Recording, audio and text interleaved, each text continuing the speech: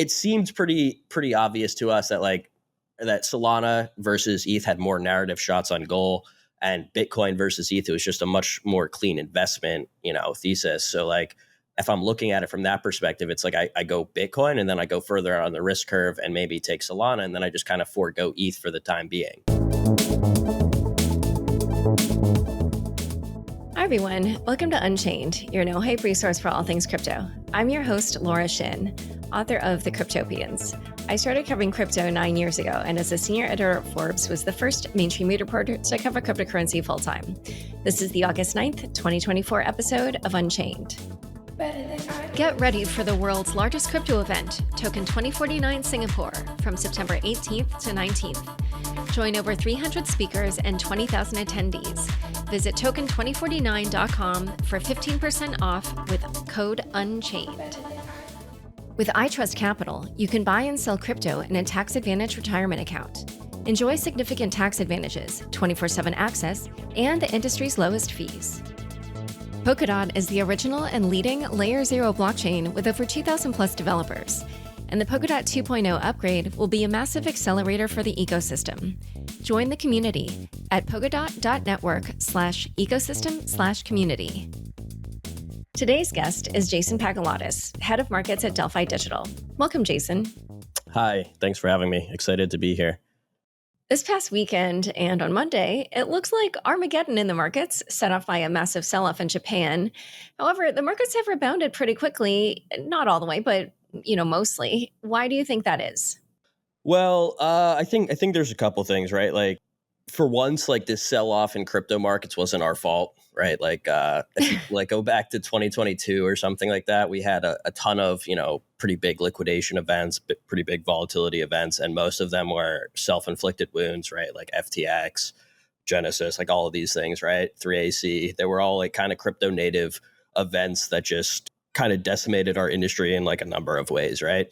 And then when you look at, the most recent sell-off in risk assets, right, it was, as you pointed out, more so to do with macro factors or traditional kind of finance factors, most notably the carry trade unwind, or at least the start of the unwind of the Japanese yen carry trade. So the fact that like it wasn't our fault, it wasn't like anything, specific to crypto causing the sell-off, it was more of just like a correlations to one risk off, de-risking, deleveraging kind of move across all risk assets in global markets, kind of like allows crypto markets to rebound a bit quicker, right? There's no real crypto native risk overhang here. It's just kind of, like I said, that correlations to one risk off. And I think there's something to be said for the fact that our markets like actually trade 24/7, whereas traditional markets don't. So you saw like the start of this sell-off and a pretty big sizable like portion of this move start over the weekend when a lot of these, more traditional markets were closed. And I think that's like, when you look at it like at a high level, it's actually like a good thing, right? Like if you want to sell an asset and you have crypto, you can sell it whenever you want. Like that liquidity, factor is like, in my opinion, a very good feature of our markets, but it also kind of has these, a bit unfortunate things, whereas like, when all asset markets are closed and everybody's kind of, expecting a pretty horrible day in markets on Monday, they go and they sell the first thing they can. And a lot of times it's like those super risky assets, which crypto falls into that bucket of, right? So you had that sell off, but it allows us to rebound. And I think we've seen a pretty good rebound, although I'm not quite sure we're out of the woods just yet, right? I think we kind of have to wait a little bit to see on that front. But so far, so good. I do like the reaction we've seen out of the lows at like, 49.50K for Bitcoin. Yeah, I did want to ask you, though, about something that was, something that was crypto specific, which is Jump's selling on Sunday. So it appears they have staked 11,500 ETH worth about 28 million. They also appear to have moved $46 million in ETH to centralized exchanges over the last few days. But if you look back over the previous 10 days, and actually this is from a news report a few days ago, so even longer, probably 2 weeks, the amount of ETH they've moved to exchanges is almost $300 million. So what do you think is going on there? Right. So I don't believe we've seen anything like any official, statement or anything from Jump on this. So what I'm about to say is completely like my speculation, right? So obviously when any entity, right, moves a ton of, some spot asset to an exchange, like there's really only one reason why they're doing that, and it's most likely to sell, right? So when you see a ton of, I think you quoted $300 million moved, right? I think when you see that, like, I think that kind of explains the underperformance, or the underperformance of ETH relative to, like Bitcoin or Solana over that time frame. So like I remember looking at the sell off this weekend, right? And at one point, ETH was down like 17% in 4 minutes.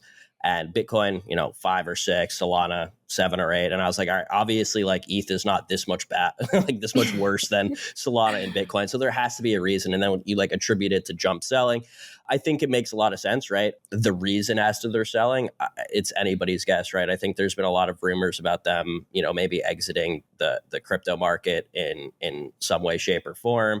Is that like their entire market making business? Like, what does that mean for a couple other things, right? Like, I'm not entirely sure what's going on with Jump, but I think it's fair to say that a lot of the, weight, or like, the excess pressure on ETH over the weekend can probably be attributed to that.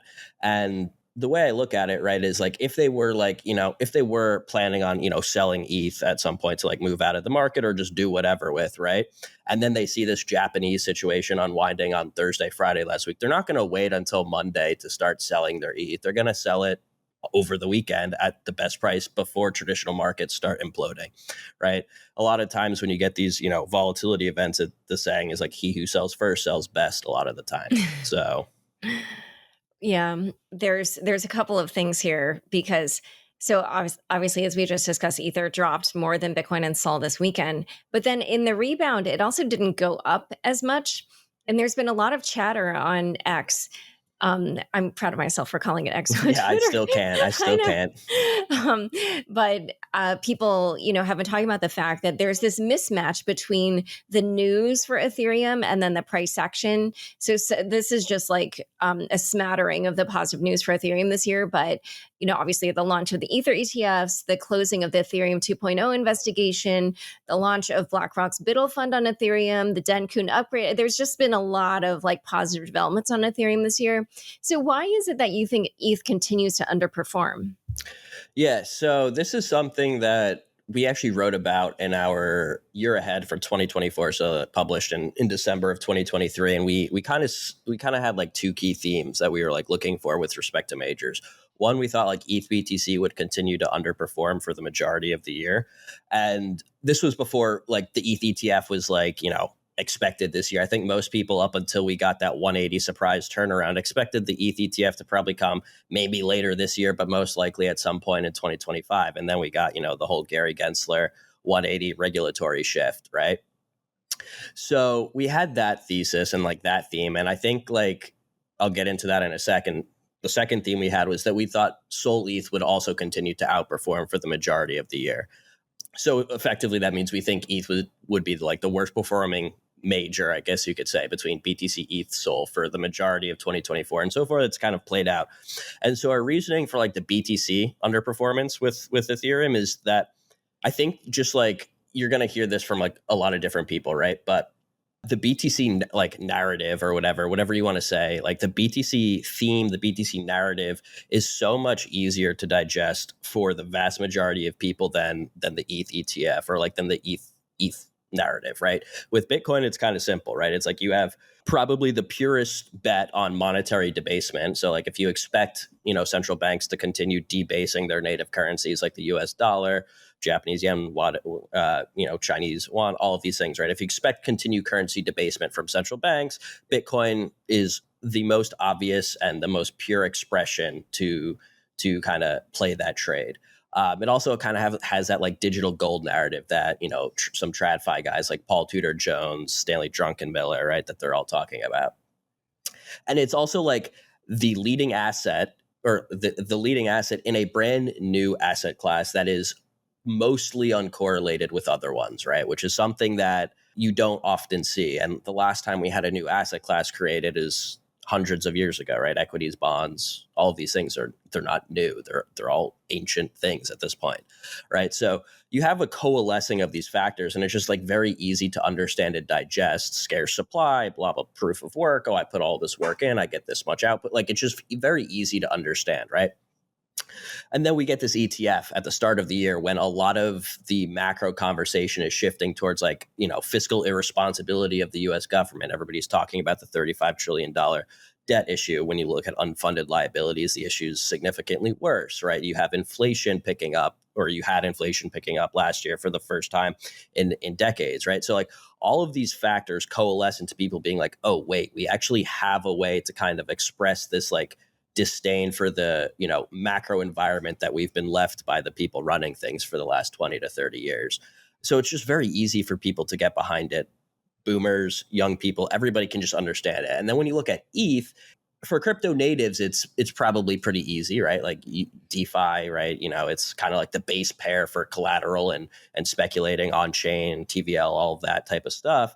But when you go and try to like convince like a normal person or talk to a normal person about it, it's a bit less clear. It's a bit more like nebulous into like, oh, is it like the oil? Like what is the analogy for it? It's not quite clear. And then when you go and start like looking at, okay, like say I do want ETH exposure, like what's the best way to get that ETH exposure? I'm still waiting for a good answer for that, right? Do I buy one of the layer 2 tokens? Do I just buy ETH? Do I go further out on the risk curve and buy like an ETH meme coin like Pepe or something, right? Like there's just so many different options and ways to express your ETH ecosystem or EVM thesis through so many different tokens, different layer 2 tokens, liquidity fragmentation across all of these things. It just makes the investment thesis more muddied and just like less clear and less easy to articulate. Whereas when you look at something like Solana, it's pretty obvious, right? There's no real layer 2s. It's just like, okay, I'm going to buy the native token Solana, and then I might go look for an interesting fundamental project on Solana, or maybe I just go straight over to the meme coins like Bonk or Dog with Hat or something, right? Like it's just very obvious, and like the flow of capital is clear. And then when you bring into the like mix, like transaction costs, speed, like user experience. When I talk to a couple of my normie friends who I still try to get to buy crypto, right? Them using ETH last cycle to them using Solana this cycle is night and day. Like I don't even have to talk to them. They just kind of like get it. It's easy. It's cheap. They're having fun with it. Whereas they would have to spend magnitudes more to transact on like base layer ETH. And if I don't want them to, I have to explain, oh, you have to go use this bridge and do this. It's just not very clear. So it seemed pretty obvious to us that that Solana versus ETH had more narrative shots on goal, and Bitcoin versus ETH, it was just a much more clean investment, thesis. So like if I'm looking at it from that perspective, it's like I go Bitcoin and then I go further on the risk curve and maybe take Solana, and then I just kind of forego ETH for the time being. Wow. Yeah, that's a really incisive analysis. So in a moment, we're going to talk a little bit more about Ether and then zoom out again to macro. But first, a quick word from the sponsors who make this show possible. Join 20,000 attendees for the world's largest crypto event, Token 2049 Singapore, September 18th to 19th. Anatoly from Solana, Kyle Samani, Imad Mostak, and 300 others will hit the stage for an immersive festival experience ahead of the Formula One Grand Prix weekend. Singapore will transform into a buzzing crypto hub from September 16th to 22nd, with over 500 side events taking over the city. Visit token2049.com for 15% off tickets with the code UNCHAINED, link in the description. Did you know you can buy and sell crypto with tax benefits in an individual retirement account or IRA? iTrust Capital makes this possible. But what does this mean? When you buy crypto outside an IRA, like on an exchange, you face taxes on gains. But in a Roth IRA, gains would be tax-free. iTrust Capital also has the lowest fees in the industry and 24/7 accessibility. Start now and maximize your retirement savings with iTrust Capital. Back to my conversation with Jason.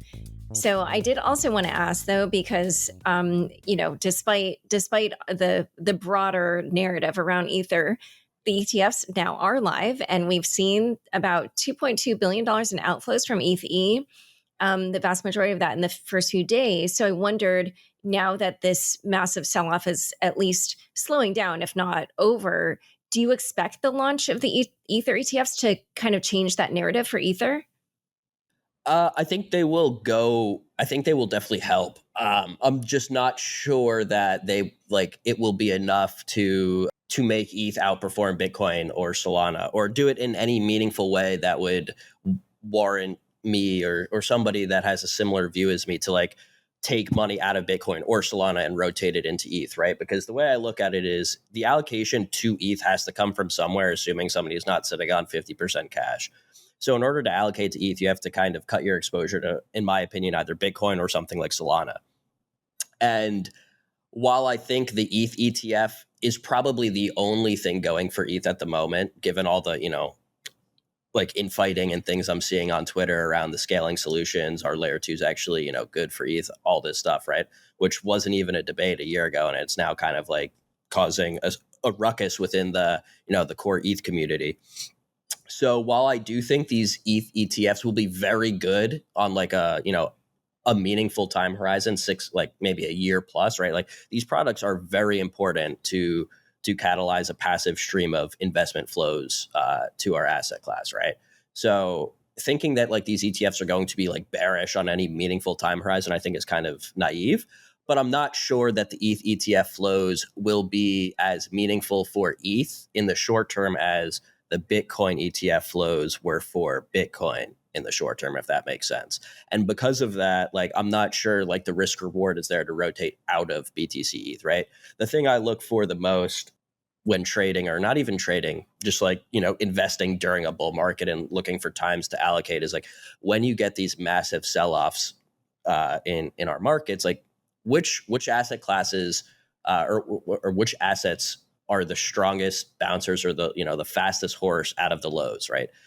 I don't often like to try to predict what the market is going to do. I think it's much easier to just let the market tell you what it's going to do. And this is one of those times where the market kind of tells you which assets it likes the most and which assets it doesn't like the most.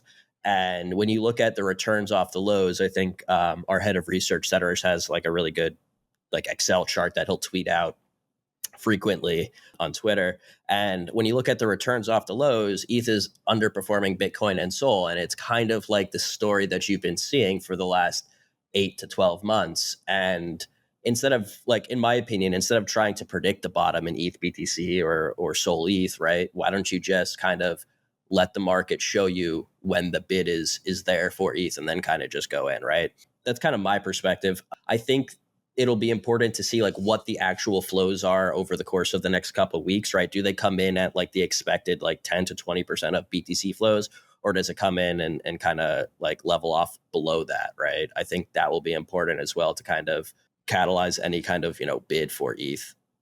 Okay, and then I do want to also ask you about just like a new development in the Bitcoin ETFs, which is now that Morgan Stanley financial advisors can offer IBIT as well as the Fidelity Wise Origin Bitcoin Fund. It's only to certain clients, but they're the high net worth clients. So how do you expect that to affect the price of Bitcoin? Yeah, so this is a great point that you brought up, right? And it kind of goes back to what I was saying. Like on any meaningful time horizon, these ETFs will be very good for our asset class and our industry. And this is one of the reasons, right? TradFi moves quite slow when you take everything into consideration, especially like when you compare it to how quick things move in crypto. These ETFs were launched, 8 months ago at this point, which is like no time at all in TradFi. It takes 8 months for TradFi investors to meet with their private bankers, draft up some new investment mandates that allows them to get allocations to this new asset class, right? They might want to run some, risk analysis with their private bankers. I used to work at JP Morgan Private Bank, so like I kind of know exactly how long these processes take to set up meetings with your clients, figure out if they're interested in these things, what their appetite is, go back, draft up some docs, send those docs over. Those docs might take a month or and a half to get signed before they get sent back to you. Before everything gets processed, you're 6 to 8 months down the line after this product has already launched, right? So I think Morgan Stanley isn't going to be the first, investment advisor to be like, oh, like we're now like going to push our, our bankers to push these products, right? Because it takes some time for more conservative firms or just more conservative investors in general to warm up to products and figure out exactly what role they want these products to play in their investment portfolio. So yeah, I absolutely think you will see this trend continue. You'll see more and more firms probably announce that they're actively pushing these products or things like that. And I think probably the end goal here is like to see something like Bitcoin command like a similar allocation in a portfolio to say like something like what gold does. So like if gold is like a 2 to 3 or 5%, base allocation in like a standard investment portfolio, right? Maybe Bitcoin can take a couple of those percentage points and be that like, that standard, staple part of a portfolio, which would then garner passive flows in perpetuity for the most part. This is kind of why my base case is I don't think we just V bottom out of the liquidation event we just had, right? Generally, it takes some time, just from a technical perspective, it takes some time for the markets kind of like, rebuild its positioning, rebuild its market structure after such a violent move in one direction. On top of that, you just pointed out some very, very like great points. So the initial sell-off actually started before the Japanese carry trade unwind, when we did get those weak job numbers for July, right? Because that kind of sparked fears of recession. Is the Fed behind the ball once again, like they always are, right? And we started to see a sell-off prior to the Japanese carry trade unwind because of that. So you kind of had those two factors coming in at the same time, which was like, oh crap. But then to your point, we did get some better jobless numbers today, I believe. So I just think there is a lot of trepidation and uncertainty over the situation right now. I think you have central banks closely monitoring bond yields and the volatility and spreads occurring within those. Because if there's one thing we know, right, it's that central banks and the Fed really don't like huge amounts of volatility in the treasury market, and those markets need to run very smoothly. They need to be liquid. They are like, it's the plumbing for the global financial system. And we're starting to see those spreads start to blow out, volatility increase in fixed income instruments when you look at Bank of America's MOVE index. So there's like a lot of trepidation around like, is something about to break? Like usually when you see a huge unwind in something like that, it kind of takes some people with them. You start to see bodies float to the surface a couple days later after people blow up, right? So I think it's like, the very normal fears of like, oh, like maybe things aren't as good as we thought they were a couple weeks ago. And the market kind of needs to reprice that in. Obviously, situations in the Middle East can escalate at any time, which is obviously like a black swan type of risk that the market is, I would assume trying to price in, but that's quite difficult as well. So there are very, very much things to be, cautious of in the short to medium term. The election will obviously be huge, specifically for crypto, right? Given the two distinct differences in the ways both parties view the industry or have historically viewed the industry. So I do think there's a lot of uncertainty, and I think a lot of that is why I expect markets to kind of go sideways between like, I don't know, like 52 and a half to like, I don't know, 50, where we are now pretty much. Just kind of go sideways, go up a bit, come down, go sideways until we kind of get some clarity on the situation with like the Japan trade, the macro situation. I think the market is screaming at Powell right now, telling him, hey, you need to cut, given the fact that for the September meeting, the market's pricing in obviously a 100% chance of any rate cut. And right now they're pricing in more of a chance of a 50 basis point rate cut than 25, which is probably not going to happen. So, what if an inflation print comes in hot and and the market's like, oh crap, like maybe they don't cut 50 basis points. So I do think there's a lot of short-term like cautiousness to be aware of with respect to price action. But I do think the general sense is all of this kind of chaos or volatility in markets kind of only pulls forward the timeline for when central banks act in a way that eases global liquidity conditions and makes the risk asset environment much better. All right. Well, we'll have to see how it all plays out. Thank you so much for explaining all of this on Unchained. Thanks for having me. I had a great time. Don't forget, next up is the weekly news recap, today presented by Wondercraft AI. Stick around for This Week in Crypto after this short break.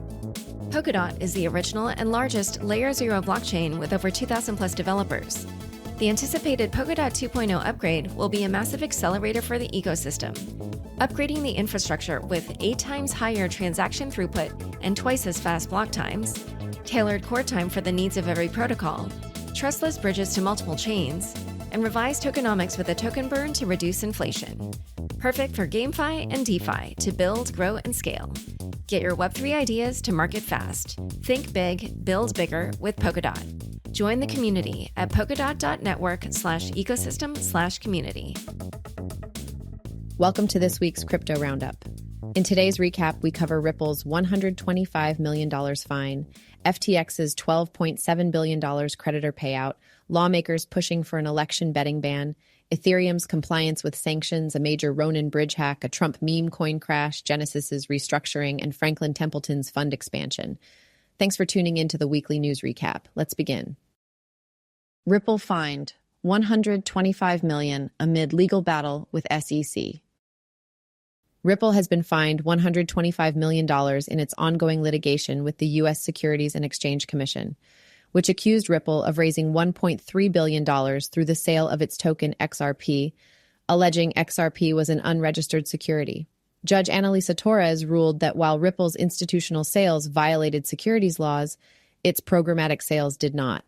Following the news, XRP was up more than 20%. The court's decision granted in part and denied in part the SEC's motion for remedies, imposing a fine significantly lower than the SEC's proposed $2 billion. Ripple CEO Brad Garlinghouse praised the ruling, seeing it as a victory for Ripple and the broader crypto industry. Additionally, Judge Torres issued an injunction preventing Ripple from future securities law violations.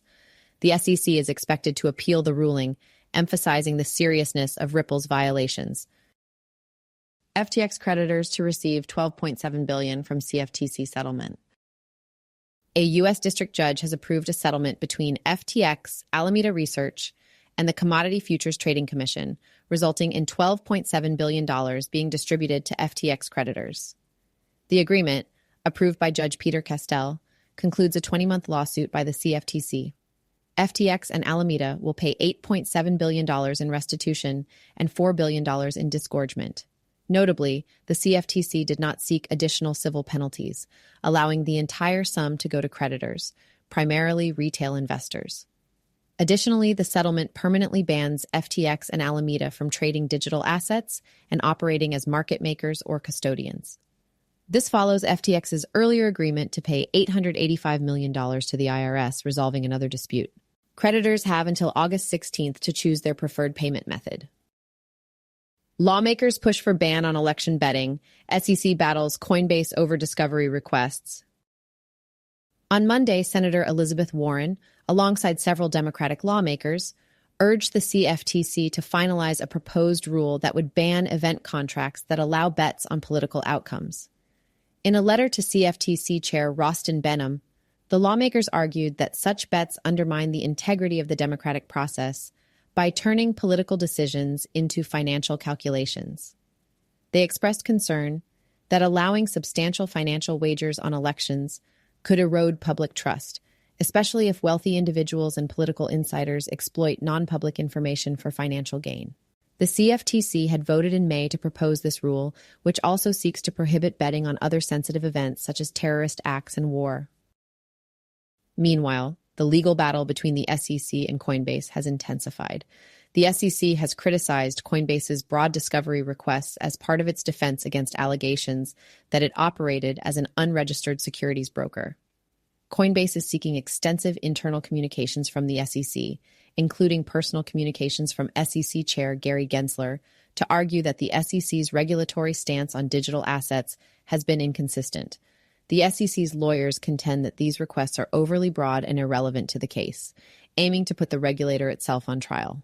Despite a judge ruling that some requests are inappropriate, Coinbase continues to seek documents to demonstrate the SEC's varying interpretations of securities laws as they apply to digital assets. In related news, the digital assets industry's Fair Shake PAC claimed another victory, as its spending helped defeat Reverend Cori Bush in the Missouri primary, marking the third win this week against candidates supported by Senator Elizabeth Warren. Ethereum complies with Tornado Cash sanctions, NY Fed report finds. A new report from the Federal Reserve Bank of New York indicates that Ethereum entities such as block builders and validators have largely adhered to sanctions imposed on Tornado Cash. Despite some ongoing activity, The majority of block validators have complied with the U.S. Treasury Department's restrictions. The sanctions, initiated by the Office of Foreign Assets Control in August 2022, targeted Tornado Cash due to its use in illicit activities like money laundering. The report highlights that while the total transaction volume involving Tornado Cash has decreased significantly, some transactions continue, suggesting only partial compliance. Notably, the report found that block validators directly downstream of transactions tend to comply with sanctions, particularly after a court ruling in favor of OFAC in August 2023. However, nodes further removed from the transaction origin are less likely to cooperate. The paper emphasizes that sanctions have led to a sharp decline in Tornado Cash's transaction volume and user diversity, although the service remains viable as a privacy tool. Ronin Bridge paused and restarted after $11.8 million white hat hack. Ronin, a prominent crypto bridging service, was paused on Tuesday after a white hat hack drained $11.8 million worth of tokens. The breach involved 4,000 ETH, worth $9.8 million, as well as $2 million in USDC. The Ronin network quickly paused the bridge approximately 40 minutes after detecting the exploit. The Ronin team confirmed that the bridge, which secures over $850 million in assets, remains safe. The exploit was attributed to an issue introduced during a bridge upgrade. The team is now working on a solution and plans to conduct intensive audits before deploying a new upgrade. Negotiations with the white hat hackers led to the return of the stolen funds. The hackers will receive a $500,000 bounty for their actions. Ronin co-founder Alexander Larson reassured users that their funds are secure and any shortfalls will be redeposited when the bridge reopens. This incident follows a significant hack in 2022 when Ronin lost over $600 million. Also, blockchain protocol Nexera suffered a $1.8 million exploit, causing its NXRA token to tumble 40%, with the attacker linked to recent compromised private key incidents, including the OKX DEX hack. Trump-related meme coin crashes 90% in alleged rug pull by developer. The controversial Donald J. Trump DJT meme coin plummeted by nearly 90% after a developer-linked wallet sold off $2 million worth of tokens. The transaction saw 2 billion DJT tokens, constituting 2% of the total supply, dumped in one go, causing the token's market cap to drop from $55 million to $2 million in mere minutes. Former pharmaceutical executive Martin Shkreli, who had claimed involvement with the token, blamed Trump's son, Barron Trump, for the sell-off, suggesting that the younger Trump had carried out a rug pull. Despite earlier speculation fueled by social media, neither Donald Trump nor Barron were officially linked to the coin. The meme coin, launched in June, initially surged by 400% on rumors that the former president would endorse the coin. Genesis completes restructuring, begins $4 billion distribution. Genesis Global has finalized its restructuring and started distributing $4 billion in assets to creditors after declaring bankruptcy in January 2023. Creditors are expected to recover an average of 64% of their cryptocurrency holdings. Bitcoin creditors will get back 51%, Ethereum creditors 65%, and Solana creditors 29%. Stablecoin and USD creditors will be fully reimbursed. The company, which owed $3 billion to its top 50 creditors, including Gemini and VanEck, has also set up a $70 million litigation fund to pursue claims against third parties, such as its parent company, Digital Currency Group. Further recoveries may occur based on ongoing claims and litigation outcomes. Franklin Templeton expands tokenized money market fund to Arbitrum. Franklin Templeton, a $1.5 trillion asset manager, has expanded its on-chain U.S. government money market fund, FOBXX, to the Arbitrum blockchain, a Layer 2 network on Ethereum. Previously available on Stellar and Polygon, this marks the third blockchain on which the $420 million fund's shares can be traded. The expansion to Arbitrum aims to integrate decentralized finance with traditional finance, offering new opportunities for institutional investors. The fund, launched in 2021, was the first to use a public blockchain for recording transactions and ownership. And that's all. Thanks so much for joining us today. If you enjoyed this recap, go to unchainedcrypto.substack.com, That is unchainedcrypto.substack.com, and sign up for our free newsletter so that you can stay up to date with the latest in crypto. Unchained is produced by Laura Shin, with help from Matt Pilchard, Juan Aronovich, Megan Gavis, Pam Majumdar, and Margaret Correa. The weekly recap was written by Juan Aronovich and edited by Nelson Wang. Thanks for listening.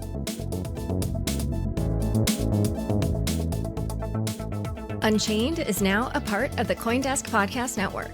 For the latest in digital assets, check out Markets Daily, 5 days a week, with host Noel Atchison. Follow the CoinDesk Podcast Network for some of the best shows in crypto.